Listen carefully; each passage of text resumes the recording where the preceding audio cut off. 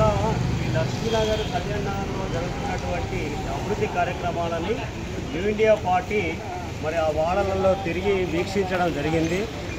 ఈ పోల్స్ చూస్తే ఒక్కొక్కటి 30-40 ఫీట్ల పొడవు ఉంది.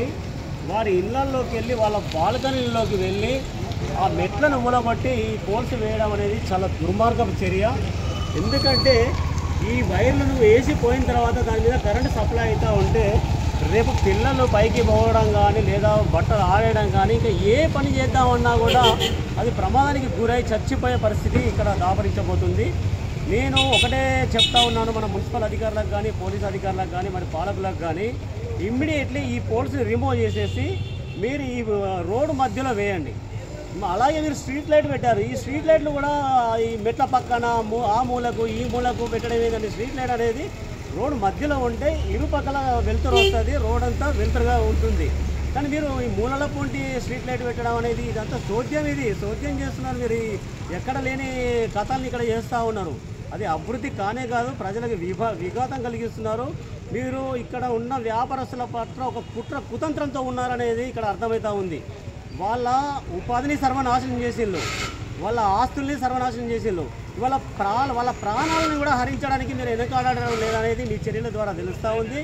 ఇక్కడ మీరు చేసే పనుల పట్ల ఏ ఒక్క యజమాని కానీ ఏ ఒక్క దుకాణదారు కానీ ఏ ఒక్క ప్రజ కానీ హర్షించడం లేదు.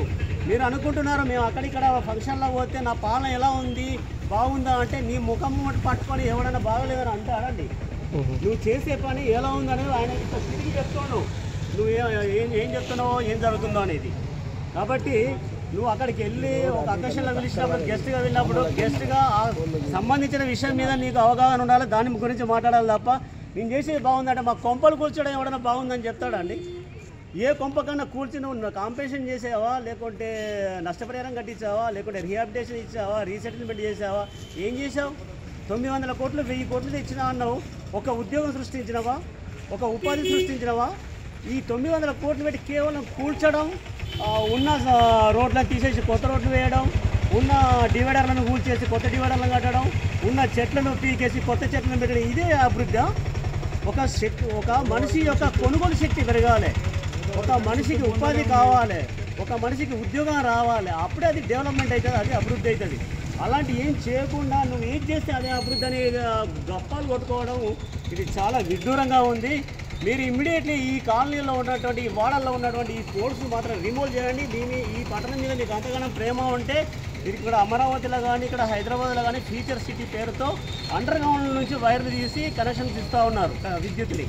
మీరు ఆ విధంగా సరఫరా చేయండి విద్యుత్ని. కానీ ఇట్లా ప్రాణాలు పోయేలాగా ఈ ప్రాణాంతకరమైనటువంటి చర్యలు చేపట్టద్దని ఇవాళ ముక్త కటంతో మనందరూ ఇక్కడ ఉన్న వ్యాపారస్తులు ఇక్కడ ప్రజలందరూ ఈ దారిలో పోయే వాళ్ళు కూడా మీ చర్యల్ని ఖండిస్తూ ఉన్నారు. మీరు ఇది అర్థం చేసుకోవాలి. మీకు మాకేం శత్రుత్వం లేదు, మీ పట్ల మాకేం విద్వేషం ఏం లేదు.